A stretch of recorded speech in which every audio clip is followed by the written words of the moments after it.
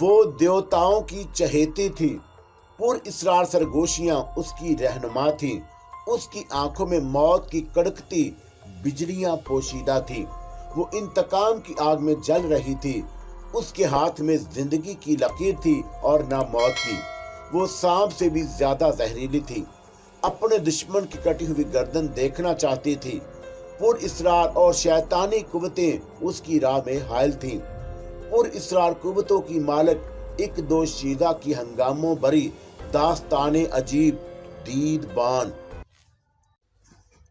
میں لپک کر اس کے پاس پہنچ گئی اور بولی، سائلنٹ ڈیتھ کو جیب میں رکھ لو، اس کی ضرورت نہیں پڑے گی، تم غلط خطوط پر سوچ رہے ہو۔ تو پھر صحیح کیا ہے؟ کسی نے تو کویتا کو قتل کیا۔ ہم دونوں زینے کے وسط میں ایک سیڑھی پر رک گئے۔ ٹھیک کہہ رہے ہو تم، میں بولی، مگر قاتل فرار ہو چکا ہے۔ تمہارے اس یقین کی کوئی وجہ؟ ابھی قتل ہوئے کتنی دیر، اس سے کوئی فرق نہیں پڑتا، میں نے اس کی بات کاٹ دی۔ رہی وجہ تو کچھ دیر بعد تمہیں معلوم ہو جائے گا، اور اس وقت جب تمہاری ہدایت پر عمل کیا جا چکا ہوگا، اور یہ بحث بعد میں ہوتی رہے گی۔ پہلے تو میں کویتا کی سربریدہ لاش کا جائزہ لے کر اسے نیچے لانا چاہتی ہوں۔ اور عادل پھر کچھ کہنا چاہتا تھا، مگر میں نے ہاتھ اٹھا کر خاموش رہنے کا اشارہ کیا۔ اس کے بعد میں نے عادل کو اتنا موقع نہیں دیا کہ وہ مجھے روک کر خود پہلے اوپر جا سکے، اور میں تیزی کے ساتھ سیڑھیاں چڑھنے لگی اور عادل میرے پیچھے پیچھے تھا۔ ٹھہرو تو، اس نے مجھے آواز دی، مگر میں نہیں رکی۔ وقت ضائع نہ کرو، میں نے مڑے بغیر کہا، اور اپنے جذبات پر اب بھی میں پوری طرح قابو پا چکی تھی۔ پھر عادل نے اپنی سی پوری کوشش کی کہ کسی طرح مجھ سے پہلے سیڑھیاں چڑھ کر چھت پر پہنچ جائے، لیکن کامیاب نہیں ہوا تھا۔ چھت پر قدم رکھتے ہی میں نے ٹارچ کی روشنی کی، اور چند لمحے کے فرق سے عادل بھی چھت پر آ گیا، اور کوٹھی کی وسیع و عریض چھت پر دو ٹارچوں کے روشن دائرے حرکت کرنے لگے، اور اسی کے ساتھ میرے دل کی دھڑکنوں میں اضافہ ہوتا گیا۔ ہم نے کچھ ہی دیر میں چھت کا کوئی ایک حصہ نہیں چھوڑا جو دیکھنا لیا ہو، اور ہمیں کویتا کی سربریدہ لاش نہیں ملی، اور میرے ذہن کو جھٹکا سا لگا۔ یہ کس طرح ممکن ہے کہ قاتل اپنے ساتھ لاش بھی لے گیا؟ اور عادل کا انداز خود کلامی کا سا تھا، حالانکہ وہ مجھ سے مخاطب تھا۔ میں نے عادل کے سوال کا کوئی جواب نہ دیا، اور میرے ذہن میں شہزاد کی بہن سنبل کے فرضی قتل کا واقعہ تازہ ہو گیا، اور کہیں یہ سب کچھ فریب نظر تو نہیں، اور میں سوچ میں پڑ گئی، اور پھر خود ہی اپنے خیال کو رد کر دیا۔ یہ واقعہ اس سے قطعی مختلف تھا۔ چندر موہن کو کویتا کے معاملے میں فریب دینے کی کیا ضرورت تھی؟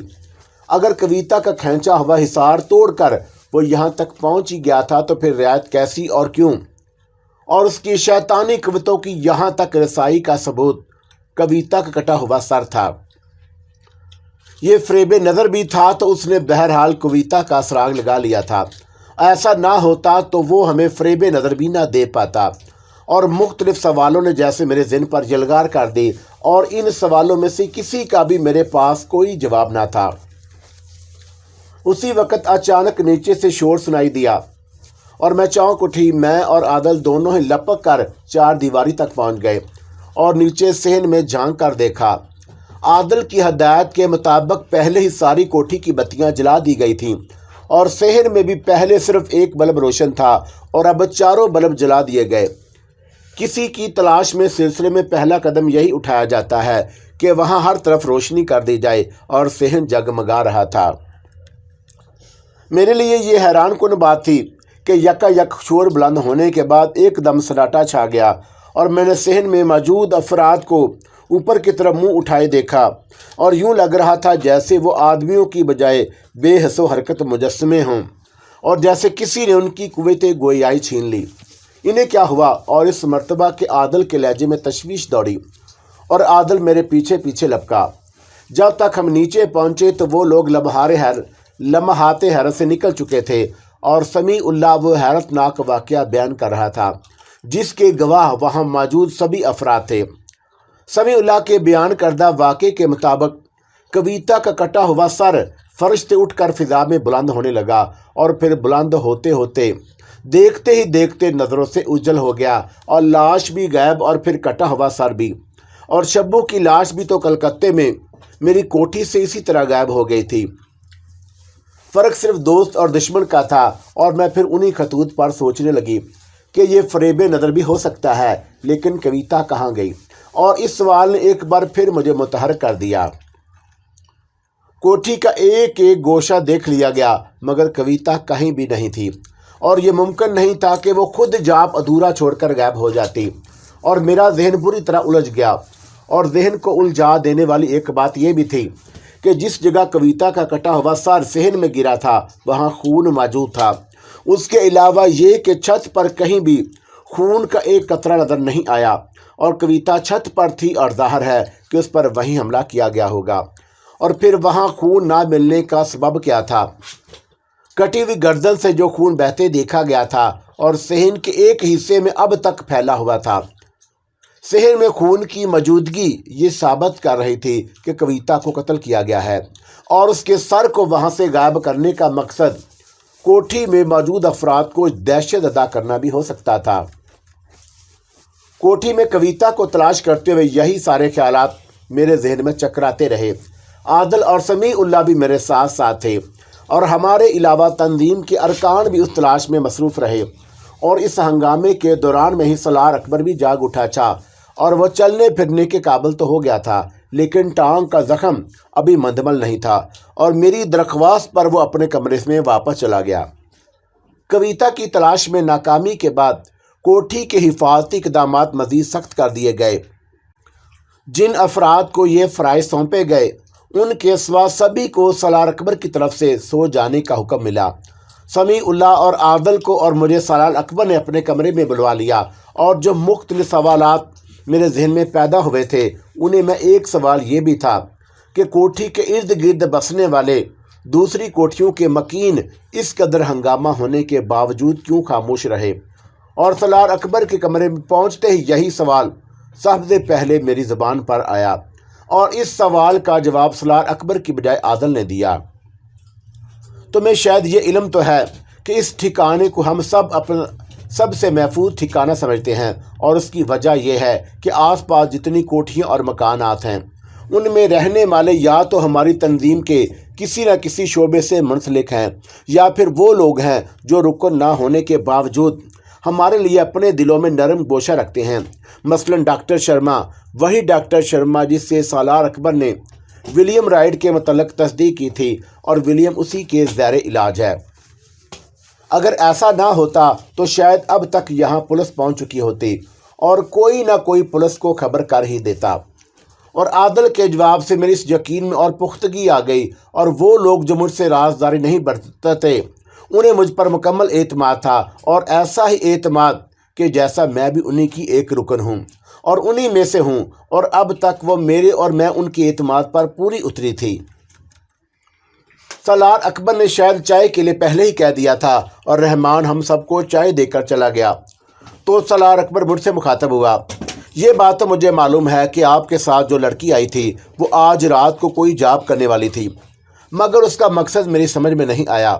اور سالار اکبر کی آواز پرسکون تھی۔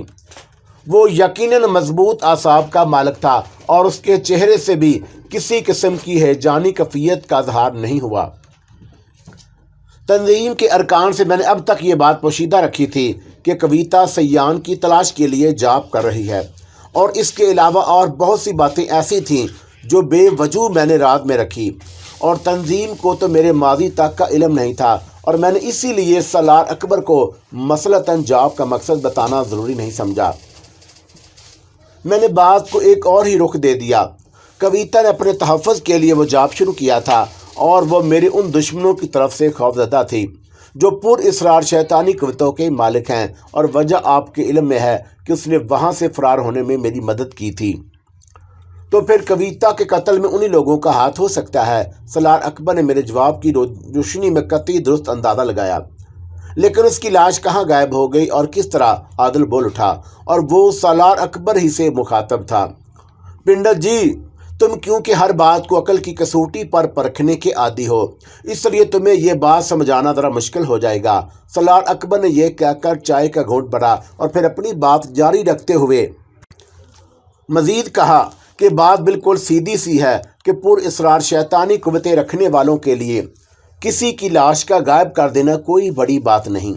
اور خود ہمارے یہاں اللہ کے برگزیدہ بندوں کے متعلق ایسی معتبر روایات موجود ہیں جنہیں عقل تسلیم نہیں کرتی۔ حضرت خواجہ غریب نواز رحمۃ اللہ علیہ نے سارے آنا ساگر کے پانی کو اپنے وضو کے لوٹے میں سمیٹ لیا تھا۔ بہت مشہور واقعہ ہے، پڑھا یا سنا ہوگا تم نے۔ ایسے بے شمار واقعات مختلف اولیاء کرام اور بزرگان دین سے منسوب ہیں۔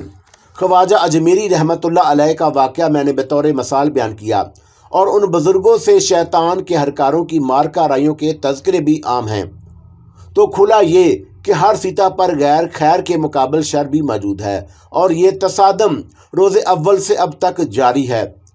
ہم شر یا بدی کے وجود سے انکار تو نہیں کر سکتے، اور اگر دن ہے تو اس کے ساتھ رات بھی ہے۔ مسئلہ صرف اتنا رہ جاتا ہے کہ ہم خیر کو خیر اور شر کو شر جانیں، اور اس کے علاوہ یہ کہ اپنے دشمن کو کمزور نہ سمجھیں، اور ہم چاہے اس بات کو مانیں یا نہ مانیں، شیطانی قوتیں بھی اپنا وجود رکھتی ہیں، یقیناً رکھتی ہوں گی۔ عادل نے پھر گفتگو میں مداخلت کی، اور اسی کے ساتھ اسے اپنی غلطی کا احساس بھی ہو گیا، اور کہنے لگا، معاف کیجیے گا سالار، شاید ابھی آپ کی بات مکمل نہیں ہوئی تھی کہ میں بول اٹھا۔ میری بات کو مکمل ہی سمجھو کہ فی الحال اتنا کہنا ہی کافی ہے۔ تم کہو کیا کہہ رہے تھے؟ اور میرے عرض کرنے کا مقصد محض یہ تھا کہ پر اسرار قوتوں کے وجود یا عدم سے قطعی نظر اس کوٹھی میں کسی کا قتل ہو جانا میرے خیال میں تشویشناک بات ہے، خواہ قاتل کوئی بھی ہو، اور ہمیں یہ سوچ کر خاموش نہیں بیٹھ جانا چاہیے کہ اس قتل میں کسی شیطانی قوت کا ہاتھ تھا۔ پہلے میرے اس سوال کا جواب دو کہ شواہد کس طرف اشارہ کر رہے ہیں؟ گویا آپ مجھ سے بہرحال یہ تسلیم کرنا چاہتے ہیں کہ کویتا کا قاتل کوئی پر اسرار وجود تھا۔ عادل مسکرایا۔ چلو یہی سمجھ لو، اور سالار اکبر بھی مسکرا دیا۔ خیر چھوڑو، سمیع اللہ سے بھی پوچھ لیتے ہیں۔ ہاں یہ مناسب ہے سالار، عادل بولا، اور میں یوں بھی اس وقت صحن میں موجود نہیں تھا جب کویتا کا کٹا ہوا سر غائب ہوا تھا۔ سمیع اللہ کے مزاج میں انتہا پسندی نہیں تھی، وہ تصویر کے دونوں ہی رخ دیکھنے کا قائل تھا، اور اس نے کہا، بظاہر تو یہ واقعہ پر اسرار ہی معلوم ہوتا ہے، اسے شوبدہ گری بھی کہا جا سکتا ہے، اور بہت سے شوبدہ گر اس طرح کے تماشے دکھاتے رہتے ہیں، لیکن شوبدہ گری اور کسی پر اسرار واقعے میں فرق ہوتا ہے، سالار اکبر بولا۔ سمیع اللہ نے سالار اکبر کی بات سے اتفاق کیا اور پھر خاموشی اختیار کر لی، اور میرا ذہن ابھی تک الجھا ہوا تھا اور میں کسی بھی نتیجے پر نہیں پہنچ سکی۔ اس مسئلے پر مزید کچھ سوچنے کے لیے تنہائی کی ضرورت تھی، اور میں اس لیے موضوع گفتگو بدلنے کے لیے بولی۔ میرے اغوا ہونے سے قبل آپ نے بتایا تھا کہ سرفروش تنظیم کے خلاف حکومت کوئی بڑا آپریشن کرنے والی ہے۔ میں سالار اکبر سے مخاطب تھی۔ آپ نے غالباً یہ بھی کہا تھا کہ 2-1 روز میں آپ کو دہلی سے کہیں باہر جانا پڑے، اور پھر آپ میرے معاملے میں الجھ گئے تھے، اور میری مراد سیان کے اغوا سے ہے، اور جس کے دوران میں آپ زخمی ہو گئے۔ اس کے بعد سیان کا معاملہ تو گویا پس منظر میں چلا گیا، اور پے در پہ دیگر واقعات شروع ہو گئے۔ تو میں یہ جاننا چاہتی ہوں کہ اس بڑے آپریشن کے سلسلے میں کیا صورتحال رہی؟ یوں سمجھے کرن کی اچانک خاموشی سی چھا گئی۔ سالار اکبر نے طویل سانس لیا، اور یہ خاموشی مجھے کسی بڑے طوفان کا پیش خیمہ سا معلوم ہو رہی ہے۔ رہا اس سلسلے میں میرا دہلی سے باہر جانے کا معاملہ، تو تنظیم میں میرے علاوہ بھی دوسرے اہل افراد موجود ہیں، اور میری جگہ دوسرے شخص کو بھیج دیا گیا۔ نگران اعلیٰ کی طرف سے مجھے بھی فی الحال دہلی میں رہنے کا حکم ملا، اور یہاں بھی بہت سے ایسے معاملات ہیں کہ میں زخمی ہونے کے باوجود ان کی نگرانی کر سکتا ہوں۔ ویسے بھی اب مجھے زیادہ عرصے آرام کی ضرورت نہیں رہی۔ ایک خبر یہ بھی ملی ہے کہ اس بڑے آپریشن میں مرکزی کردار سیکرٹ سروس کو ادا کرنا تھا، اور جس کا سربراہ ولیم رائٹ ہے، اور اس نے اس بڑے آپریشن کی منصوبہ بندی کی تھی۔ ملک گیر سطح پر حکومت کی مختلف ایجنسیوں کو اسی کے احکام پر عمل کرنا تھا، اور خلاف توقع ہمارے دشمن سیان کی جگہ وہ ہمارے چنگل میں پھنس کر شدید زخمی ہو گیا، اور ایک مقام یہ بھی ہے کہ وقتی طور پر اس کے غیر فعال ہونے کے سبب آپریشن روک دیا گیا ہو، اور پھر بھی ہم پوری طرح چوکنا ہیں۔ خیر یہ معاملہ تو اپنی جگہ، فی الحال تو ہم موجودہ واقعے پر غور کر رہے ہیں۔ بات گھوم پھر کر دوبارہ وہیں آ گئی تو میں نے کہا، میرے خیال میں یہ واقعہ افسوسناک ضرور ہے، لیکن اس پر مزید غور و فکر کرنے کی ضرورت نہیں، اور اس کا ایک رخ یہ بھی ہے کہ کویتا کے سوا اس کوٹھی میں موجود किसी भी शख्स को कोई नुकसान नहीं पहुंचा। और पहले मैंने इसी तरह के वाक़यात को मद्देनज़र रखते हुए कहीं और सकूनत इख्तियार करने का फ़ैसला किया था और फिर खुद ही ये इरादा बदल दिया और मेरी वजह से मेरे दुश्मनों को खासा नुकसान उठाना पड़ा। और मेरा ख्याल था कि फौरी तौर पर वो मेरे खिलाफ कोई कदम नहीं उठाएंगे और किसी हद तक मेरा ख्याल दुरुस्त भी साबित हुआ, जिसका सबूत आज पेश आने वाला वाक़या है। और मैं भी कोठी में मौजूद थी मगर वो मुझसे दूर ही रहे। और ये सब कुछ कहने का मकसद सलार अकबर को मुतमिन करना ही था। अगर ऐसा है किरण जी तो फिर यहीं रहें, सलार अकबर बोला, और इस तरह हम भी आपकी तरफ से मुतमिन रहेंगे। हर चंद कि आप हमारी तंजीम की बाकायदा रुकन नहीं, मगर हम आपको खुद से जुदा तसव्वुर नहीं करते और बेहैसियत मुसलमान हम शैतानी कुव्वतों से खौफज़दा नहीं, और इस सिलसिले में आपको हमारी तरफ से फ़िक्रमंद होने की ज़रूरत नहीं। उस पर मैंने सलार अकबर का शुक्रिया अदा किया और उस वक़्त तक सभी चाय पी चुके थे। रात भी खासी हो चुकी थी, इसलिए मैं उठ खड़ी हुई। आदल और समीउल्लाह भी मेरे साथ ही उठे और वो दोनों कुछ दूर साथ चलकर अपने अपने कमरे की तरफ चले गए और मैं अपने कमरे में आ गई। नींद आने का तो खैर सवाल ही नहीं था और फिर भी मैं नीला बल्ब जलाकर बिस्तर पर लेट गई और मुझे अब तन्हाई में कुछ सोचने का मौका मिल गया। मैं आज सरे नौ इस वाक़े पर गौर करने लगी और सोचते हुए मेरा जहन सयान की तरफ मुंतकिल हो गया और वो भी पुर इसरार शैतानी कुव्वतों का मालिक था और उसकी तरफ मेरा ध्यान ही नहीं गया। कविता ने उसी का सुराग लगाने के लिए तो जाप शुरू किया था और इस मामले में सयान का मुलव्वस होना भी मुमकिन था। सयान के अलावा मुझे गोपाल का ख्याल भी आया, लेकिन उसकी तरफ से मुझे कविता के कत्ल की तवक्का नहीं थी। वो कविता को हासिल करने के लिए तो कोई कदम उठा सकता था और कत्ल की गरज से नहीं। फिर ये कि कविता के खींचे हुए हिसार में गोपाल का दाखिल हो जाना भी मेरे नज़दीक यकीनी नहीं था और मेरे ख्याल में ये अहलियत चंद्र मोहन में ही में मुमकिन थी और वही इन सब का गुरु घंटाल था। इन तमाम ख्यालात से कतई नज़र ये भी तय नहीं था कि कविता को कत्ल ही किया गया और देर तक मैं मुख्तलिफ अमकानात पर गौर करती रही और फिर धीरे धीरे मेरा जहन बोझल होने लगा और करवट लेकर मैंने आंखें बंद कर लीं।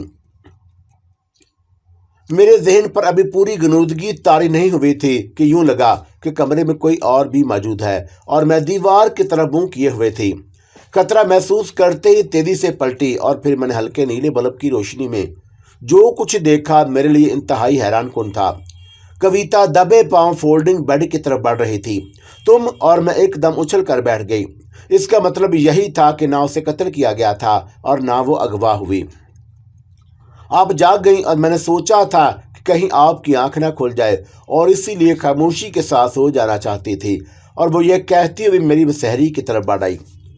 वो मसहरी पर आकर बैठ गई तो मैं चंद लम्हे खामोशी से उसके चेहरे का जायजा लेती रही और इसी दौरान में अपने मुंतशिर हवास पर भी मैंने काबू पा लिया। तुम्हें खबर भी है कि यहाँ तुम्हारे पीछे क्या क़यामत गुजर गई।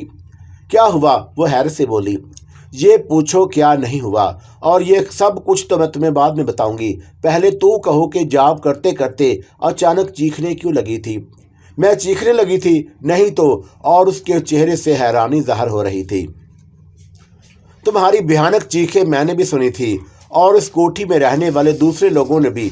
मुमकिन है कि ये फ़रेब समात हो, लेकिन तुम चली कहाँ गई थी?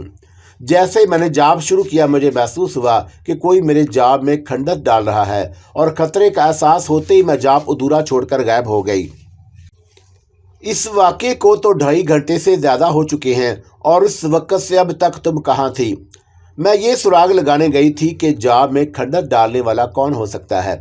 फिर कुछ पता चला। मैंने दरियाफ़त किया। नहीं, कविता ने तवील सांस लेकर जवाब दिया और मुझे बड़े महाराज पर शक था, सो मैं उधर ही गई और मैं बार बार ये कोशिश करती रही कि मुझे किसी तरह बड़े महाराज के अशर में घुसने का मौका मिल जाए, मगर कामयाबी नहीं हुई। तो मैं उधर का रुख करते हुए खौफ महसूस नहीं हुआ कि कहीं चंद्र मोहन कैद न कर ले। मैं अपने गिर्द घेरा डालकर गई थी, सो उन्हें कैसे दिखाई दे जाती। और फिर ये कि अब जान हथेली पर रख ली है तो डरना कैसा। और बहुत से बहुत यही तो होगा ना कि मैं आपसे प्रेम करने के जुर्म में जीवन हार जाऊं। और ये बात तो मैंने तभी सोच ली थी जब आपकी इच्छा और बड़े महाराज की अनुमति के बगैर आश्रम से बाहर कदम रखा था। مجھے اس وقت وہ بھولی بھالی سی لڑکی بہت اچھی لگی اور جو ایک شیطان صفت شخص کی صحبت میں رہ کر بگڑ گئی تھی، اور میں نے اس کی حوصلہ افزائی کے لیے کہا، میں تمہارے پرخلوص جذبات کی قدر کرتی ہوں کویتا۔ اور پھر اپنی بات جاری رکھتے ہوئے میں نے اس سے پوچھا کہ کوٹھی کے گرد کھینچے ہوئے حصار کے باوجود تمہارے جاب میں کس طرح مداخلت کی جا سکتی ہے، اور یہ تو اسی وقت ممکن ہے کہ جب کسی کو یقین ہو کہ تم یہاں موجود ہو۔ یہ بھی آپ ٹھیک کہتی ہیں کرن جی، وہ یہ بھولی نہیں تھی کہ میں نے اسے راجکماری بابلا کہنے سے منع کر دیا تھا، اور میں نے اس کے چہرے سے اندازہ لگایا کہ وہ کچھ سوچ رہی ہے۔ ایک بات اور بھی تو ممکن ہے کہ چندر موہن پر تمہارا شک غلط ہو، میں ذرا دیر بعد بولی، اور میری بات سن کر وہ چونک اٹھی، اور میں بھی کچھ ایسا ہی سوچ رہی تھی۔ جہاں تک مجھے یاد ہے کہ تم نے کہا تھا کہ کویتا کے یہ حصار صرف بڑے مہاراج گوپال اور دوسرے چیلوں اور داسیوں کے لیے ہے، اور ان کی نظروں سے یہ کوٹھی اجل ہو جائے گی، اور میرا دشمن سیان کیونکہ خود مجھ سے چھپا چھپا پھر رہا تھا، اور اس لیے مجھے اس کا خیال نہیں آیا، اور وہ بھی تو تمہارے جاب میں مداخلت نہیں کر سکتا ہے تاکہ تم اس کا سراغ نہ لگا سکو۔ اس کی شیطانی قوتوں کے بارے میں تمہیں میں بتا ہی چکی ہوں، اور اسے اپنی انہی قوتوں کے ذریعے پتہ چل گیا ہوگا کہ تم اس کی راہ پر لگ چکی ہو۔ ہاں یہ ہو سکتا ہے کرن جی، اور کویتا نے میرے خیال کی تصدیق میں سر ہلایا۔ اس نے یہاں جو تماشا دکھایا اس کا مقصد میرے دوستوں کو ہراساں کرنا بھی ہو سکتا ہے تاکہ وہ خوف زدہ ہو جائیں اور تمہیں یہاں نہ رہنے دیں۔ اور پھر میں نے مختصراً پیش آنے والے واقعے سے کویتا کو آگاہ کر دیا، اور وہ چندر موہن کی داسی تھی، اس لیے یہ واقعہ اسے حیرت زدہ نہ کر سکا۔ نہ فریب سماعت اس کے لیے کوئی نئی بات تھی، اور نہ فریب نظر۔ کرن جی، وہ خون کسی جانور یا پرندے کا ہوگا جو اس گھٹنا کے بعد آنگن میں دیکھا گیا۔ کیا خبر وہ کسی جانور ہی کا سر ہو اور بھید نہ کھل جائے، اس لیے سیاح نے اسے غائب کر دیا۔ سو یوں وہ سر تو غائب ہو گیا اور خون پڑا رہ گیا۔ اور اتنا میں بھی سمجھتی ہوں کہ فریب سماعت اور فریب نظر میں مبتلا کرنے کے ساتھ ساتھ کسی جانور کا کٹا ہوا سر پھینکنے اور پھر اسے غائب کرنے کے لیے اس کی کوٹھی میں سیان کا آنا ضروری نہیں تھا۔ دور رہ کر بھی یہ کھیل کھیلا جا سکتا ہے، اور اب اس پر اصرار واقعی کی تمام گمشدہ کڑیاں مل چکی تھیں۔ کویتا نے سیان کا سراغ لگانے کے لیے جاب شروع کیا، اور سیان کو اس کا پتہ چل گیا، اور اس نے یہ کوشش ناکام بنا دی، اور اس سے یہ بھی نتیجہ نکلتا ہے کہ سیان بدستور میری طرف سے خوفزدہ تھا، اور وہ یہ نہیں چاہتا کہ میں کسی بھی طرح اس تک پہنچ سکوں، اور مجھے اپنی تو کوئی پرواہ نہیں، مگر دوسرے میری وجہ سے پریشان ہوں یہ منظور نہیں تھا۔ اور میں پھر کسی وقت پرسکون ذہن کے ساتھ یہ سوچنا چاہتی تھی کہ سیان کی تلاش کے سلسلے میں کیا قدم اٹھایا جائے، اور فی الحال تو میں کویتا کی زندہ سلامت واپسی کے متعلق سوچ رہی تھی۔ اس سے مجھے بے اندازہ خوشی ہوئی، اور اسی کے ساتھ تنظیم کے ارکان کا رد عمل بھی میرے پیش نظر تھا، اور دوسروں کا کیا ذکر، خود میں بھی وقتی طور پر اسی غلط فہمی کا شکار ہو چکی تھی کہ کویتا کو قتل کر دیا گیا، اور ایسی صورت میں اچانک کسی کے اس پر نظر پڑ جانا میرے نزدیک مناسب نہیں تھا۔ اور اس بات کو ملحوظ رکھتے ہوئے میں نے کویتا کو چند باتیں سمجھائیں، اور پھر بولی، اب تم کمرے کا دروازہ اندر سے بند کر لو اور اپنے بستر پر جا کر سو جاؤں۔ اور اس نے مینے خیز انداز میں میری طرف نگاہ اٹھائی، اور اس کی ایک نگاہ میں بہت کچھ تھا، مگر اس کے لیے جو سمجھنا چاہیے۔ ہاں، میں نے کہا، اور اٹھ کھڑی ہوئی۔ اس نے دروازہ بند کیا اور اپنے بستر پر جا کر لیٹ گئی، اور میں دانستہ اس کی طرف سے کروٹ لے کر لیٹ گئی۔ دوسرے دن صبح کمرے کے دروازے پر دستک کی آواز سے میری آنکھ کھلی، اور میں نے کویتا کے بیڈ کی طرف دیکھا۔ وہ بے خبر سو رہی تھی، اور اسے میں نے جگایا، اور پھر آگے بڑھ کر کمرے کا دروازہ کھول دیا، اور میرے سامنے دلاری کھڑی تھی۔ क्षमा कीजिएगा किरण जी کہ میں نے آپ کو سوتے سے اٹھا دیا، اور دلاری اندر آتے ہوئے بولی، نہیں کوئی بات نہیں، بولو۔ اور میرے ذہن پر ابھی تک نیند کا غبار چھایا ہوا تھا۔ مجھے خبر تھی کہ رات کو آپ دیر سے سوئی ہیں، اور اسی لیے جل پان لے کر نہیں آیا۔ اب 10 بجنے والے ہیں تو سوچا 10 بج گئے ہیں اور پتہ ہی نہیں چلا۔ ٹھیک ہے، تم رحمان سے ناشتہ کو کہہ کر آؤ، اور اتنے میں باتھ روم میں ہو کر آتی ہوں۔ دلاری چلی گئی تو کویتا نے دھیمی آواز میں مجھے مخاطب کیا، پہلے آپ اشنان گرا جائیں کہ میں چلی جاؤں۔ کویتا کمرے میں ہی موجود تھی، مگر میری ہدایت کے مطابق وہ دلاری کے سامنے نہیں آئی، اور اس نے خود کو دلاری کی نظروں سے اجل کر لیا تھا۔ تم چلی جاؤ، مگر یہ خیال رکھنا कि अभी तुम्हारे ऊपर किसी की नज़र ना पड़े और खाली मुंह हाथ धोकर चली आओ। मैंने कविता के सवाल का जवाब दिया। कविता ने मेरी हदायत पर अमल किया और जल्द ही कमरे में वापस आ गई और मैंने भी तैयार होने में ज़्यादा देर नहीं लगाई और दुलारी से नाश्ता मंगवा लिया। और भूख लगने के बहाने मैंने कुछ ज़्यादा ही नाश्ता मंगवाया था ताकि हम दोनों का ही गुजारा हो जाए। और जब हम नाश्ता कर चुके तो मैंने दुलारी को फिर आवाज़ दी और वह खाली बर्तन लेकर जा रही थी कि आदल आ गया। उठ गई तुम? और वह धीरे से बोला। और मैं तो समझा था कि आज शाम से पहले तुम्हारा उठना मुश्किल ही है। और वह मेरे सामने वाली कुर्सी पर बैठ चुका था और देर तक ख्वाबे खरगोश के मज़े लेने की ही खातर तुमने शायद कमरे का दरवाज़ा अंदर से बंद कर रखा था और कविता मेरे बराबर वाली कुर्सी पर ही बैठी हुई थी। मगर आदर मुझे कमरे में अकेला ही समझ रहा था और कविता उसकी नज़रों से रुपोश थी। दरवाज़ा बंद रखने की वजह तुम जो समझ रहे हो वो नहीं थी। मैं मुस्कुराकर बोली। फिर क्या तुम भी कोई वजीफ़ा कर रही हो? वो खुशगवार मूड में था। हाँ, मैंने बदस्तूर मुस्कुराते हुए जवाब दिया। तुम तो खैर इन बातों पर यकीन नहीं करते, मगर इससे किसी की सेहत पर कोई फ़र्क नहीं पड़ता। तुम ज़हनी सेहत की बात कर रही हो या जिस्मानी सेहत की?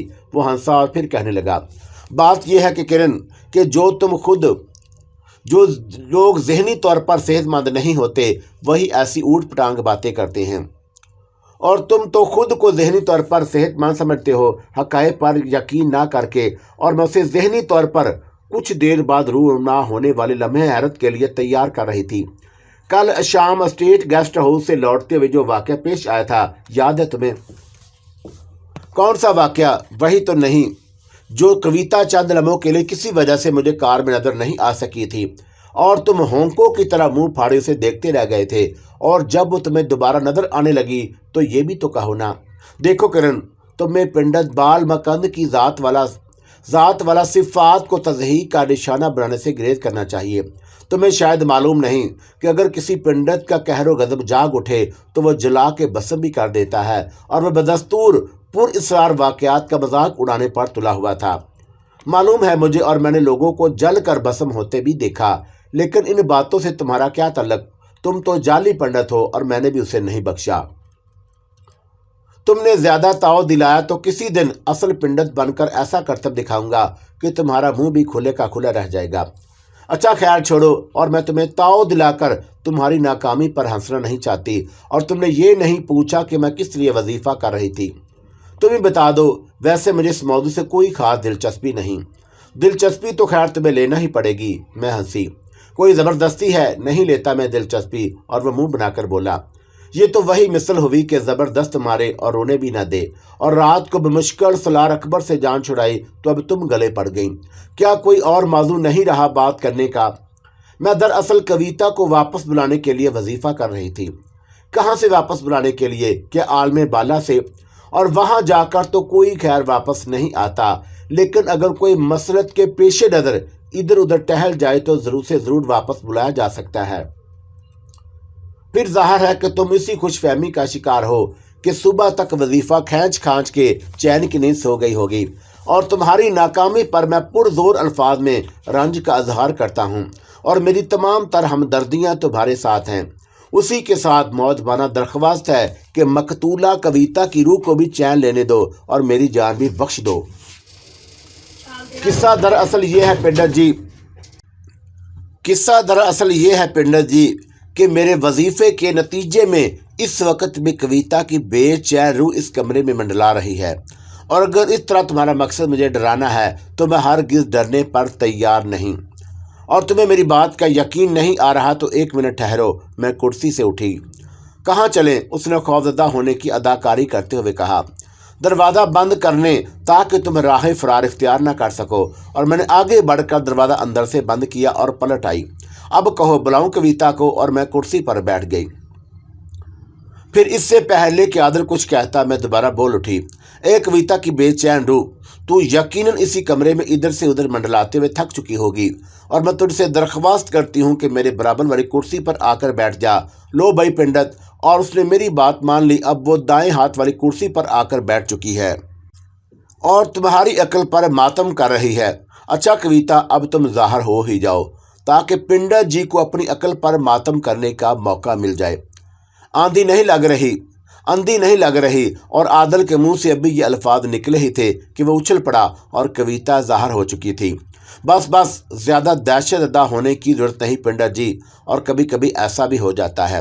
اب عادل کا مذاق اڑانے کی باری میری تھی۔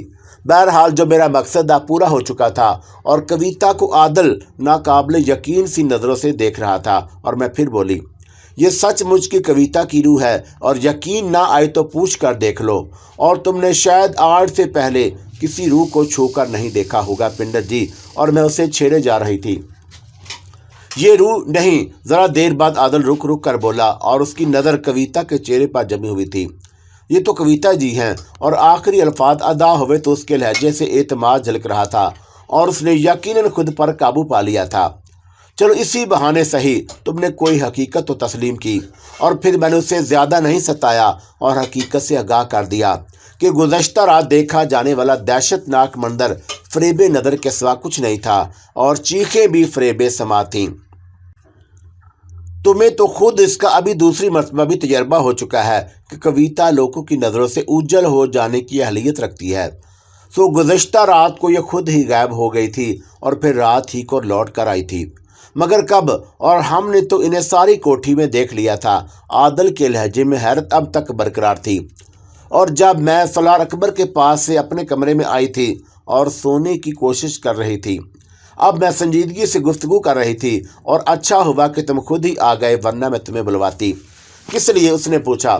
یہی سب کچھ بتانے کے لیے جو ابھی تمہیں بتایا ہے، اور میں نے جواب دیا۔ اور میں یہ نہیں چاہتی کہ کوٹھی میں موجود جن افراد کو کویتا کے قتل ہو جانے پر یقین آ چکا ہے اور وہ اسے اچانک دیکھ کر خوفزدہ ہو جائیں۔ تم لوگوں کے ذہنوں کو ذرا پہلے سے ہموار کر دو، اور جو کچھ انہوں نے دیکھا وہ کچھ بھی نہیں، ایک شیطانی چکر تھا۔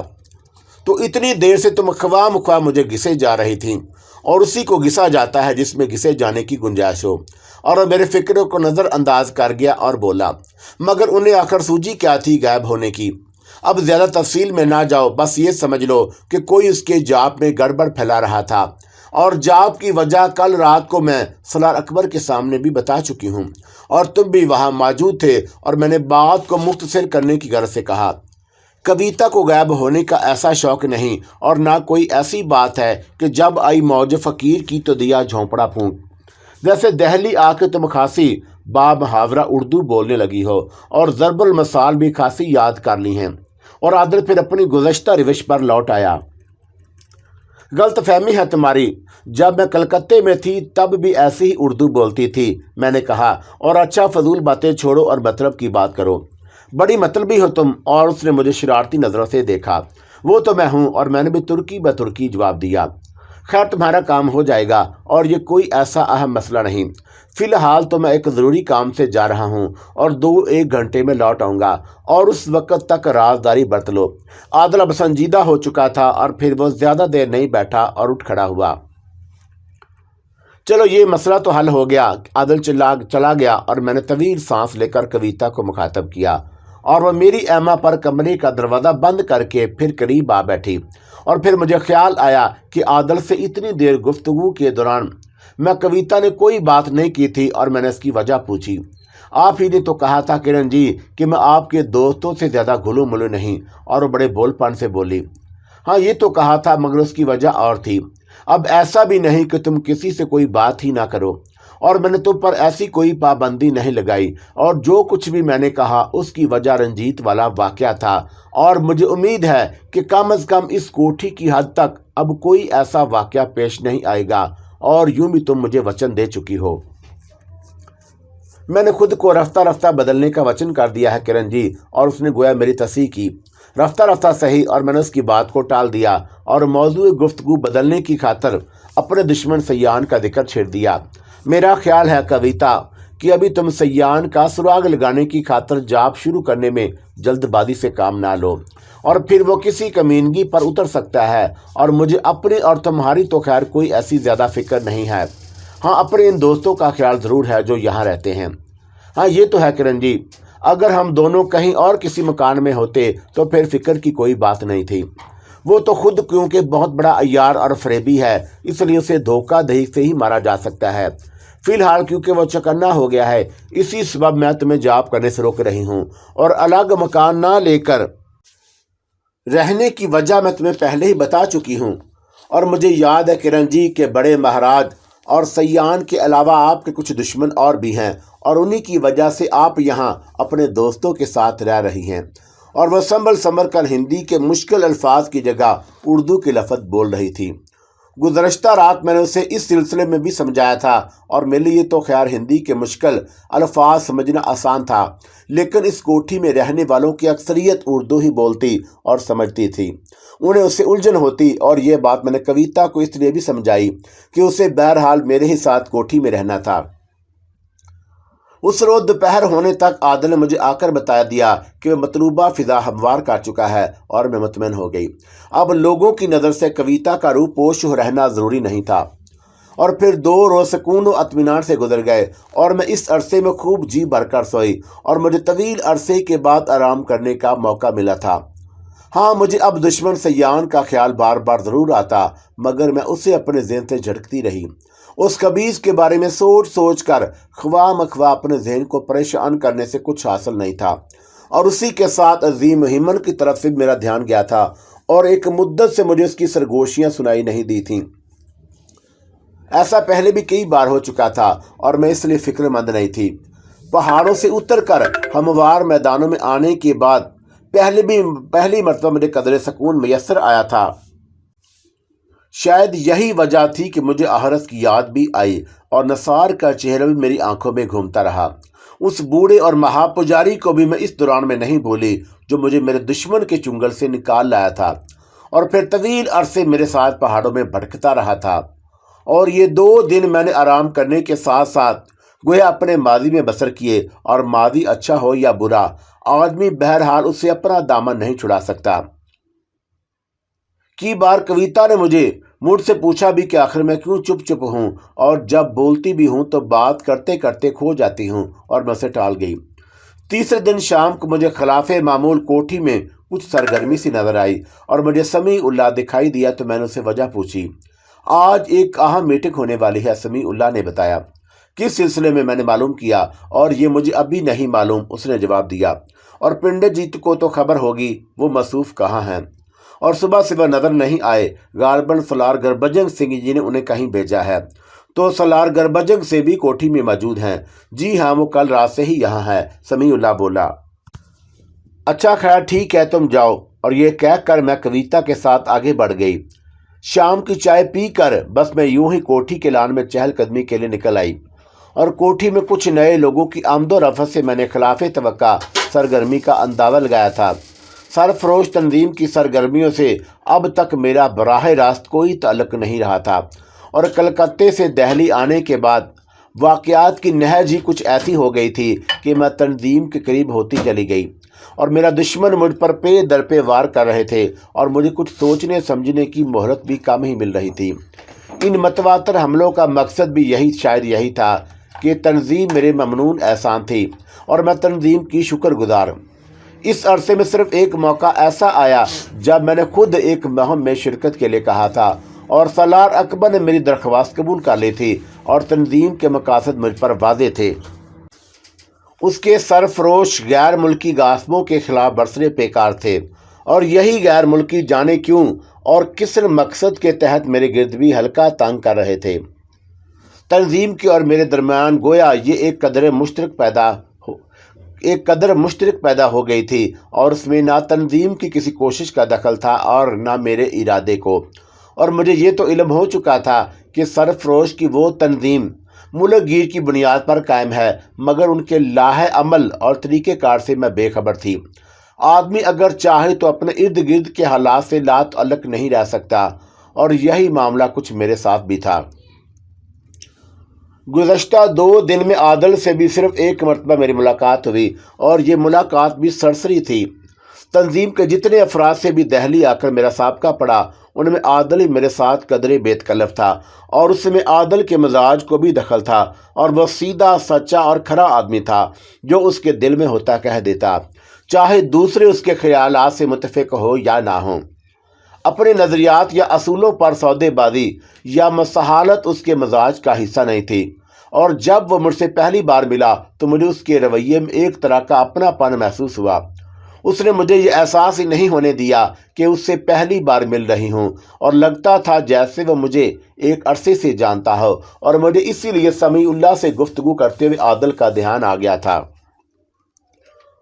کویتا کے ساتھ اپنے کمرے میں لوٹ آئی تو رشیدہ نے مجھے سالار اکبر کا پیغام دیا، اور اس پیغام کے مطابق اب سے تقریباً 1 گھنٹے بعد وہ اہم میٹنگ ہونے والی تھی، اور میرے لیے تعجب خیز بات یہ تھی کہ اس میٹنگ میں مجھے بھی شرکت کی دعوت دی گئی، اور اس کوٹھی میں بھی پہاڑ گنج والی کوٹھی کی طرح اجلاس کے لیے ایک کمرہ مخصوص تھا، اور بڑے مہاراج اور گوپال کی قید سے رہائی پانے کے بعد میں ایک مرتبہ وہاں جا بھی چکی تھی، اور ہر شہر کی تنظیم کے نگران یا سربراہ کو وہ لوگ سالار اعلیٰ کہتے ہیں، اور اس بات کا علم بھی مجھے اسی روز ہوا کیونکہ اس اہم نوعیت کے اجلاس میں سالار اعلیٰ نے بھی شرکت کی، اور وہ اجلاس اسی کی صدارت میں ہوا تھا، اور میں وقت مقررہ پر اجلاس والے کمرے میں پہنچ گئی، اور اس وقت تقریباً تمام نشستیں پر ہو چکی تھیں۔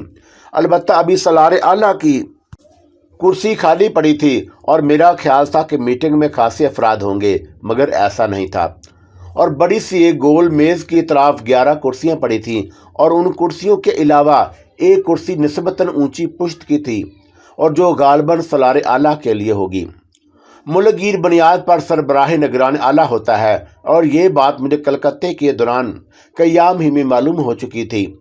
بنگال کے چیف آف انٹیلیجنس ڈسوزا کو سزائے موت دیے جانے کا فیصلہ نگران اعلیٰ کی توثیق کے بعد حتمی قرار پایا تھا، اور نگران اعلیٰ کون تھا اور کس شہر میں تھا نہ مجھے معلوم نہ کبھی جاننے کی ضرورت محسوس کی تھی، اور میں دہلی کے سالار اعلیٰ سے واقف نہیں تھی، اور یہ پہلا موقع تھا کہ اس سے میری ملاقات ہونے والی تھی۔ میرے علاوہ اس میٹنگ میں تنظیم کے جو افراد موجود تھے، میں ان میں سے صرف 3 کو جانتی تھی: سالار اکبر، سالار گربجن سنگھ اور عادل۔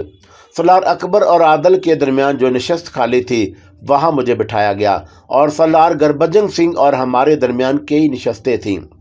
سالار اعلیٰ کی آمد کے مقررہ وقت سے پہلے ہی تمام ارکان اجلاس میں جمع ہو چکے تھے، اور پھر وہ گورا چٹا اور دراز قد شخص بھی آ گیا جس کی آمد کے سبھی منتظر تھے۔ اسے کمرے کے دروازے سے اندر داخل ہوتے دیکھ کر ہی تمام افراد اپنی اپنی کرسیوں سے اٹھ کھڑے ہوئے، اور وہ شخص اپنی کرسی پر بیٹھنے سے پہلے نرم آواز میں بولا، تشریف رکھیے، اور سب اپنی اپنی نشستوں پر بیٹھ گئے۔ آپ حضرات یقیناً اس بات پر حیران ہوں گے کہ اجلاس میں ایک ایسی شخصیت بھی موجود ہے اور جس نے باقاعدہ ہماری تنظیم کی رکنیت اختیار نہیں کی، اور سالار اعلیٰ کا اشارہ یقیناً میری ہی طرف تھا، اور میں چوکنا ہو کر بیٹھ گئی، اور مجھے اندازہ نہیں تھا کہ گفتگو کا آغاز میرے ذکر سے ہوگا، اور سالار اعلیٰ اپنی بات جاری رکھتے ہوئے کہہ رہا تھا: محترمہ مابلہ کو نگران اعلیٰ کے احما پر اس اجلاس میں شریک کیا گیا، اور اس کی وجہ اجلاس کے دوران میں آپ کو معلوم ہو جائے گی۔ یہ کہہ کر اس نے سالار اکبر کی طرف دیکھا، اور اب آپ فرمائیے یہ اجلاس کس لیے طلب کیا گیا، اور ہمیں کس صورتحال پر غور و فکر کر کے اپنے آئندہ اقدامات کی راہ متعین کرنا ہے؟ عرض کرتا ہوں، سالار اکبر بولا، پہلے یہ مصدقہ اطلاعات ملی تھیں کہ ہماری تنظیم کے خلاف حکومت ملک گیر پیمانے پر کوئی بڑا آپریشن کرنے والی ہے، اور اس آپریشن کی نگرانی ایک ایسے شخص کو کرنا تھی جو وائسرائے کے بہت قریب شمار کیا جاتا ہے، اور محترمہ مابلہ کی دہلی میں آمد سے قبل ہم ایک غلط فہمی کا شکار تھے۔ ہم یہ سمجھتے تھے کہ شاید پولیس، CID وغیرہ ہی ہمارے خلاف سرگرم عمل ہیں، لیکن معلوم ہوا کہ معاملہ یہیں تک محدود نہیں، اور حکومت کی دوسری ایجنسیاں بھی ہمارے مطلوبہ مقصد کی راہ میں حائل ہیں۔ اور سالار اکبر چند لمحے کو رکا تھا، اور سالار اعلیٰ کی اجازت سے سالار گربجن سنگھ بول اٹھا، اور یہ بھی کہ محترمہ مابلہ ہی کی وجہ سے ہمیں ان باتوں کا علم ہو سکا۔ آپ ٹھیک کہتے ہیں سالار، اور میں بھی یہی عرض کرنے والا تھا۔ نگران اعلیٰ کی طرف سے ہمیں یہ احکام ملے تھے کہ محترمہ مابلہ کے ساتھ ہر ممکن تعاون کیا جائے، اور ان احکام کی مزید تفصیلات کا موقع نہیں ملا۔ سالار اکبر نے پھر بولنا شروع کیا: نگران اعلیٰ کے ان احکام کی وجہ سے آپ سبھی کے علم میں ہے کہ انہی کے ایک جرأت مندانہ اقدام کے سبب ہمارے کتنے سرفروش زندگی کی سرحد عبور کرتے کرتے لوٹ آئے۔ बहरहाल उनसे तावन खुद हमारे लिए भी इंतहाई नतीजा खेज साबित हुआ और हमें पहली बार ये इल्म हुआ कि हुकूमत की आला सतह पर हमारे खिलाफ सरगर्मियाँ जारी हैं और उन सरगर्मियों में सीक्रेट सर्विस के अलावा मिलिट्री इंटेलिजेंस भी मुलव्वस है और महकमा जाती कवादो ज़वाबत से कतई नज़र उन दोनों इदारों के सरबराह बराह रास्त वासराय हिंद को जवाबदार थे। इन बातों का इल्म भी हमें मोहतरमा मामला की हासिल करदा इतलाआत की वजह से हुआ। कुछ अरसा कबल इन्हीं से तावन के सबब सीक्रेट सर्विस का सरबराह विलियम राइट हमारे हत्थे चढ़ गया, मगर वो अय्यार इंतहाई सख्त जान साबित हुआ और उसने इंतहाई तशद्दुद के बावजूद ज़ुबान नहीं खोली। मुमकिन है कि हम उसकी ज़ुबान खुलवाने में कामयाब हो जाते, लेकिन वो हमारे चुंगल से निकल गया और उसकी तफसील से भी आप सभी आगाह हैं। और ताज़ा तरीन इतलात के मुताबिक विलियम राइट ने गुज़श्ता रोज़ अपने ओहदे का चार्ज संभाल लिया और वह तकरीबन सेहतयाब हो चुका है। विलियम राइट ही को हमारे खिलाफ होने वाले बड़े ऑपरेशन की निगरानी करना थी और इतला ये थी कि इस ऑपरेशन की तमाम तर मनसूबाबंदी विलियम राइट ही ने की थी। आज हमारे इस हंगामी अजलास का सबब आला सतह पर हुकूमत के हैरत अंगेज इक़दामात हैं और आज ही वासराय के खसूसी अहकाम पर जिन आला अहकाम को मज़ूल या मुअत्तल किया गया है उनमें विलियम राइट भी शामिल है। दूसरी हैरानकुन खबर यह है कि मिलिट्री इंटेलिजेंस के चीफ रॉबर्ट हीम को भी उसके ओहदे से हटा दिया गया और उसके अलावा वजारत दाखिला के ज्वाइंट सेक्रेटरी फिलिप को नामालूम वजह की बिना पर सुबकदोश किया जा चुका है। और सलार अकबर के इंकशाफात ने मुझे भी गंग सा कर दिया और विलियम राइट और रॉबर्ट हीम का मंदिर से हट जाना या हटा दिया जाना मेरे नज़दीक इंतहाई मैनिखेज था। उसके अलावा फिलिप की सुबकदोशी भी कम हैरान कुन नहीं थी और मैं चकरा कर रह गई। अभी ये मालूम नहीं हो सका कि हुकूमत इन ताज़ा तर इक़दामात का सबब या असबाब क्या है और सलार अकबर का बयान जारी है। ऐन मुमकिन है कि मुस्तकबल करीब में हमें इन इक़दामात की वजह का इल्म हो जाए, लेकिन उसी के साथ ये इम्कान भी है कि वक्त गुजर चुका है और हमें इससे पहले ही अपने लिए कोई लाह अमल मरतब करना है। हुकूमत की दो अहम एजेंसियों के सरबराहों की माजूली कोई मामूली वाक़या नहीं और ख़ुसूसन ऐसी सूरत में कि ये दोनों ही वासराय के इतने करीब हैं, इंतहाई करीब थे। और यहाँ मैं ये अमर भी वादे कर देना चाहता हूँ कि मोहतरमा मामला ने इन्हीं दो अफराद की नकलो हरकत की निगरानी के लिए तावन तलब किया था और ये कहकर सलार पर खामोश हो गया। अब मैं इस अहम अजलास में अपनी मौजूदगी पर हैरान नहीं थी और सलार अकबर के बयान से बहुत कुछ वादे हो गया था। सलार आला ने पहली मरतबा बराह रास्त मुझे मुखातब किया। मोहतरमा मामला, मैं पहले से आपसे दरख्वास्त करूँगा कि हुकूमत के इन इक़दामात पर अपने ख्यालात का इजहार करें। और मोहतरम सलार आला, सबसे पहले तो मैं ये अर्ज़ करूँगी कि मुझे मोहतरमा ना कहा जाए, मैं ख़ुद को इसका अहल नहीं समझती और उससे कतई नज़र ये कि मैं ये लिहाज उम्र भी यहाँ मौजूद तमाम मुअज़्ज़ज़ अरकान से बड़ी नहीं हूँ। और उसी के साथ एक दरख्वास्त ये भी है कि मुझे कुछ देर सोचने समझने का मौका दिया जाए और इस अरसे में दीगर मुअज़्ज़ज़ अरकान अपनी राय का इजहार कर सकते हैं। बेहतर है आप बाद में अपने ख्यालात का इजहार कर सकती हैं मामला। और सलार आला ने यह कहकर गोया मेरी दोनों बातें मान ली और मैंने उस पर सलार आला का शुक्रिया अदा किया। उसके बाद सलार गुरबचन सिंह ने गुफ्तगू में पहल की।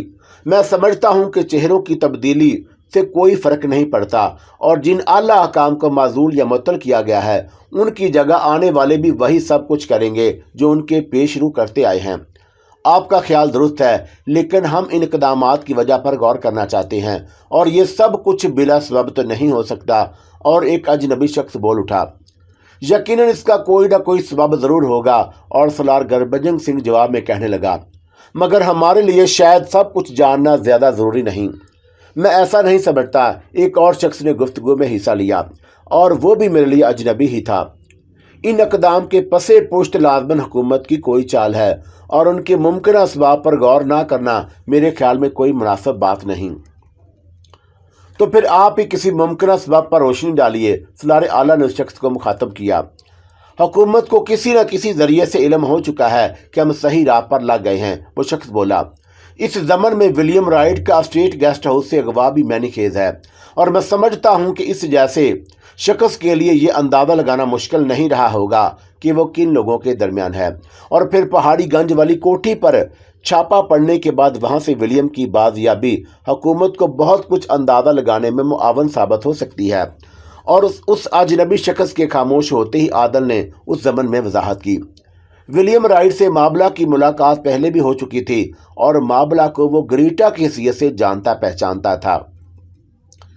तशद्दुद के दौरान में ये बावर कराया गया कि ग्रीटा एक जुराम पेशा औरत है और मैं और अनहंजानी रघुवीर भी इस वक्त माबला के साथ थे जब विलियम की जुबान खुलवाने की कोशिश की जा रही थी और माबला की हदायत पर हमने उन्हें मिस ग्रीटा ही कहा था और गोया मिस ग्रीटा हमारे जुराम पेशा गिरोह की सरगुना है और हम उन्हीं के आदमी हैं। और फिर आदल बकिया तफसीलात भी बयान कर दी। सलार आला पूरी तवज्जो से सब कुछ सुन रहा था और दूसरे अफराद भी आदल की तरफ मुतवज्जा थे। आदल खामोश हो गया तो सलार गुरबचन सिंह बोला, ज़रूरी नहीं कि उस अय्यार शख्स को जो कुछ बावर कराया गया है उसने यकीन कर लिया हो और इस मामले में कोई कड़ी ज़रूर ऐसी है जो गुम है। और सलार आला ने कहा और फिर वह सलार अकबर से मुखातब हुआ। विलियम को जब एस्टेट गेस्ट हाउस से मामला का दुश्मन सयान समझकर अगवा किया गया और पहाड़गंज वाली कोठी में लाया गया तो मेरी इल्मो इतला के मुताबिक वह बेहोश था और आपने मुझे यही रिपोर्ट दी। और उसके बाद तशद्दुद किए जाने से पहले जो वाक़यात पेश आए उन्हें ज़हन पर दौड़ देकर याद कीजिए कि मुमकिन है उससे वो गुमशुदा कड़ी मिल जाए जिसकी हमें तलाश है। और कमरे में कुछ देर के लिए खामोशी छा गई। बतौर ख़ास जब ये राज खुला कि वह विलियम है और मामला का दुश्मन सयार नहीं और उस वक़्त की सूरत हाल तफसील के साथ बयान करें। और उसकी वजह यह है कि जब कोई खिलाफ तवक्का वाक़या रूनुमा होता है तो उससे मुतल्लिका अफराद जज्बाती हो जाते हैं और इस तरह के हैजान खेस लम्हात में कोई भी गलती कर सकता है। सलार आला फिर बोला, मैंने अंदाज़ा लगाया कि सलार आला यकीनन एक ज़हीन शख्स है और जब यह भेद खुला था कि वह सयार नहीं विलियम राइट है तो मैं भी शदीद जज्बाती हो गई थी। सलार अकबर इस वाक़े को अपने जहन में ताज़ा करने के सबब ही गालबन अब तक खामोश था और इसी दौरान में तेज़ी के साथ मेरा जहन भी काम कर रहा था। कुदरत ने मुझे जो हैरत अंगेज़ सलाहियतें अदा की थीं उनमें एक हाफजा भी था और जिनका जिक्र सलार अकबर ने किया था उन लम्हात की एक एक तफसील मेरे जहन में महफूज थी और मैं इसलिए सलार अकबर के कुछ कहने से पहले ही बोल उठी। अगर सलार आला मुझे बोलने की इजाज़त दें तो शायद मैं भी वो वाक़या पूरी तफसील के साथ बयान कर सकूं। उसकी एक वजह यह भी है कि सलार अकबर इस वक्त ज़ख्मी हालत में थे और उसके अलावा ये कि विलियम से दूर भी बैठे हुए थे और यूँ भी इस वाक़े से बराह रास्त मेरा ही ताल्लुक़ था। और सलार अकबर और आदल ने मेरी दरख्वास्त पर सयान के अगवा में मेरा साथ दिया था। मुझे इल्म है, सलार आला ने कहा और फिर मुझे बोलने की इजाज़त दे दी। मैं अपने दुश्मन को मखसूस अंदाज में अपने हाथों से कत्ल करना चाहती थी और मैंने बोलना शुरू किया और उसके लिए कोठी के लान को मुंतखब किया गया और तमाम इंतज़ामात मुकम्मल थे और मेरा दुश्मन कोठी के तय खाने में बेहोश पड़ा था। रघुवीर 2 अफराद को साथ लेकर तय खाने में गया और उसे बेहोशी की हालत में ही उठवा लाया और मैं उसके होश में आने की मुंतज़िर थी ताकि वह मरने से पहले ये जान सके कि उसे कत्ल करने वाला कौन है। उस पर सलार अकबर ने खदशा ज़ाहिर किया कि कहीं वह होश में आने के बाद चीखना चिल्लाना शुरू ना कर दे और सलार अकबर का खदशा गलत नहीं था और इस तरह पहाड़गंज वाली कोठी के इर्द गिर्द रहने वाले लोग मतवज्जा हो सकते थे। मैंने कहा और उसके मुंह पर कपड़ा बंधवा दिया और रघुवीर ने एक शख्स को भेजकर कपड़ा मंगवा लिया और फिर जब वो सयान के मुंह पर कपड़ा बांधने उसके करीब पहुंचा तो मेरी तरफ मुंह करके बोला, मामला ऐसे होश आ चुका है और मेरी बजाय सलार अकबर बोल उठे कि जल्दी करो, इसके मुंह पर कपड़ा बांधो। और मैं अपनी जगह से तेज़ी के साथ उठकर सयान की तरफ लपकी तो वह चीख उठा, नो लिसन मी, और ये अल्फाज मेरी समात पर भारी पत्थर की तरह गिरे थे और वो आवाज़ हरगिज़ मेरे दुश्मन सयान की नहीं थी और मैं अब उसके करीब पहुंच चुकी थी और वो मुझे मिस ग्रीटा कहता हुआ उठ कर बैठ गया और अब मैंने पहचान लिया कि वो मेरा दुश्मन सयान नहीं सीक्रेट सर्विस का सरबराह विलियम राइट था। और मुझे एतराफ़ है कि मैं उस वक़्त जज्बाती हो गई और मैंने शदीद गुस्से के आलम में उसके सर पर मौजूद बड़े बड़े बालों की विग पकड़ कर खींच ली और विग के साथ उसके चेहरे पर चढ़ा हुआ मास्क भी मेरे हाथ में आ गया और मैं उसके पहलू में लात मारकर चीख उठी कि बोल सयान कहाँ है, तूने उसकी जगह क्यों ली। और पहलू पर पड़ने वाली दूसरी की ज़रब के नतीजे में वह चीखा और पहलू के बल गिर पड़ा। आदिल और समी औलाद दौड़ते हुए करीब आ गए और उनके पूछने पर मैंने बता दिया कि वो कौन है और फिर झुक कर मैंने विलियम को बालों से पकड़कर घसीटा तो वह दोबारा चीखने लगा اور سالار اکبر دور ایک کرسی پر بیٹھے تھے اور انہوں نے بلند آواز میں مجھے مخاطب کیا کہ یہاں اسے زود کوب نہ کریں اور اندر لے چلیں، اور مجھے جیسے ہوش آ گیا اور میں نے اس کے بال چھوڑ دیے اور پھر بس اتنا کافی ہے معاملہ۔ سالار اکبر اعلیٰ بول اٹھا، وہ گمشدہ کڑی مل چکی ہے جس کی تلاش تھی۔ اور سالار اعلیٰ کی بات سن کر میں حیرت زدہ رہ گئی اور وہاں موجود دوسرے افراد کے چہروں پر بھی حیرت نظر آئی۔ بعض اوقات واقعات اتنی تیزی کے ساتھ پیش آتے ہیں کہ ہماری توجہ کسی اہم نقطے پر مرکوز نہیں ہوتی، اور یہ واقعہ بھی اسی نوعیت کا تھا۔ سالار اعلیٰ بولا اور اس کی روشن آنکھیں مزید روشن نظر آنے لگیں۔ اپنی بات جاری رکھتے ہوئے اس نے مزید کہا کہ اس واقعے میں وہ لمحات انتہائی اہم اور توجہ طلب ہیں جب رگھوویر ولیم کو سیان سمجھ کر اس کے منہ پر کپڑا باندھنے قریب پہنچا اور اس نے مڑ کر کہا تھا، معاملہ اسے ہوش آ چکا ہے اور اس سے کیا نتیجہ نکلتا ہے؟ سالار اعلیٰ نے سوالیہ نظروں سے میری طرف دیکھا اور اسی کے بعد آپ لپکتی ولیم تک پہنچ گئی تھیں۔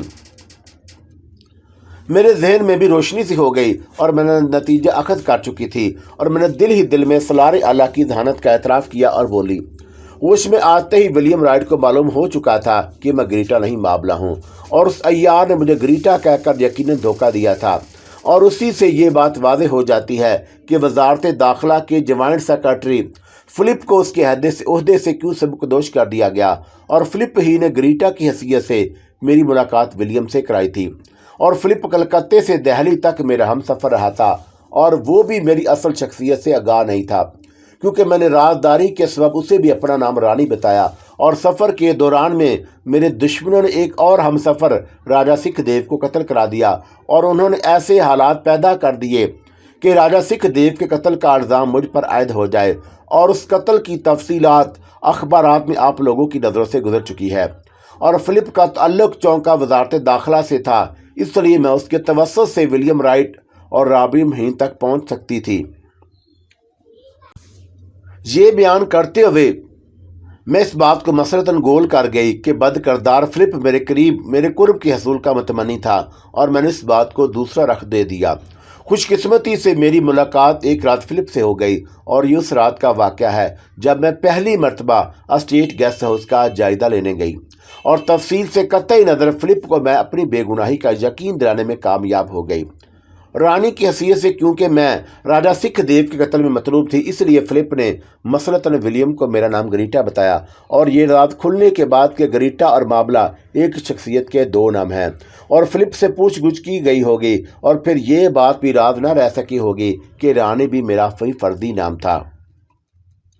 معاملہ آپ کا تجزیہ درست معلوم ہوتا ہے، سالار اعلیٰ نے مجھ سے اتفاق کیا اور پھر کہنے لگا، اور یہ معاملہ دراصل بنگال کے چیف انٹیلیجنس ڈے سوزا کے اغوا سے شروع ہوتا ہے، اور جہاں تک میرا قیاس ہے نیز مصدقہ اطلاعات کے مطابق آپ ڈے سوزا کی زبان کھلوانے میں کامیاب ہو گئی تھیں، اور ڈے سوزا سے آپ کو جو معلومات حاصل ہوئیں انہی کی روشنی میں آپ نے کلکتہ سے دہلی آنے کا فیصلہ کیا، اور یہاں آنے کے بعد ولیم رائٹ اور رابرٹ ہیم کی نگرانی کرانا اس بات کو ظاہر کرتا ہے کہ ڈے سوزا نے آپ کو انہی دو اعلیٰ حکام کے بارے میں کچھ بتایا ہوگا۔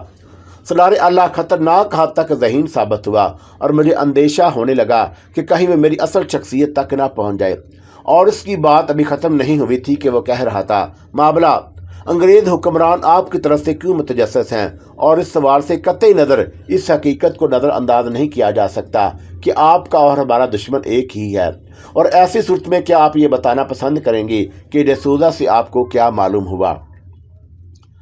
میں نے اس سوال کا جواب دینے میں دیر نہیں کی۔ ڈے سوزا سے یہی پتہ چلا تھا کہ مرکزی حکومت کے دو اعلیٰ حکام کی اما پر میرے متعلق چھان بین کی جا رہی ہے، یعنی اس نے رابرٹ ہیم اور ولیم رائٹ کے نام لیے۔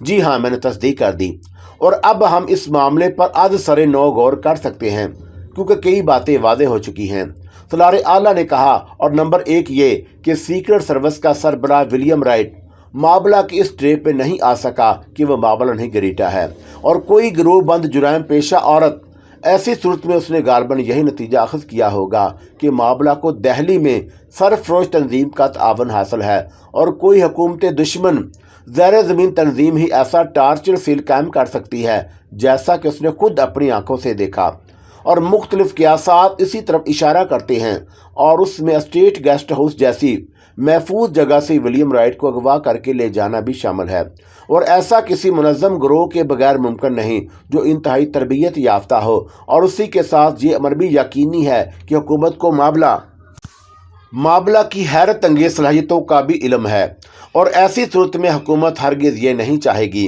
کہ اس کے خلاف سرگرم عمل دو قوتیں یکجا ہو جائیں یا کسی بھی سطح پر ایک دوسرے سے تعاون کر سکیں، اور اب تک پیش آنے والے واقعات کی روشنی میں ملٹری انٹیلیجنس کے چیف رابرٹ ہیم سے معاملہ کا ٹکراؤ نہیں ہو سکا۔